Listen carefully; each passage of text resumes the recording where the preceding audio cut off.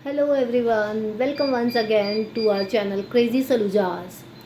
आज बात करते हैं नॉमिनी की। आप सभी का जिस भी बैंक में अकाउंट है वहाँ पे ज़रूर आपने अपना नॉमिनी भी रजिस्टर कर रखा होगा। नॉमिनी क्या है? नॉमिनी वो है जो आपके पैसों को क्लेम कर सकता है आपके बाद, जिसको आप चाहते हैं। आप चाहते हैं कि मेरे जाने के बाद आपका जो भी है वो जिसके नाम पे हो जाए, जिसके लिए हो जाए, वो नॉमिनी है।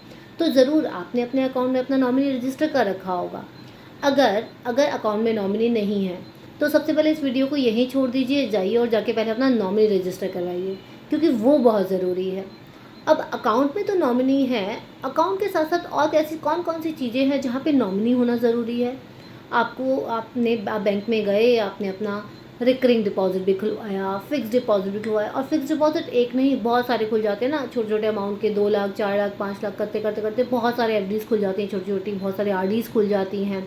लॉकर ले लेते हैं हम बैंक में, या फिर हम कोई ना कोई इंश्योरेंस, जो बैंक के थ्रू इंश्योरेंसेज होते हैं वो हम करवा लेते हैं। लेकिन अगर किसी में भी इंश्योरेंस में, अगर किसी भी अकाउंट में नॉमिनी नहीं है, क्योंकि ऐसा नहीं है कि आपने अपने मेन अकाउंट में नॉमिनी करवा लिया तो वो सब में रजिस्टर हो जाएगा, नहीं।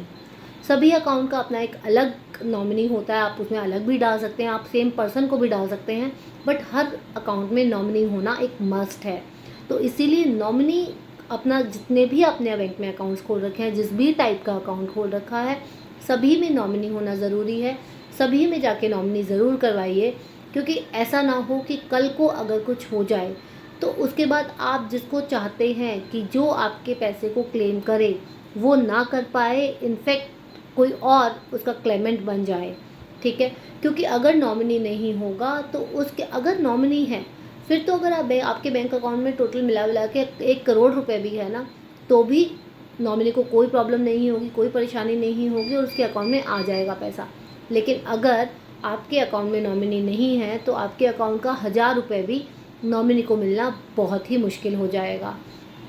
अमाउंट थोड़ा सा भी ज़्यादा हुआ तो फिर नॉमिनी को किस तरह से कोर्ट के चक्कर लगाने पड़ेंगे ये आप सोच भी नहीं सकते।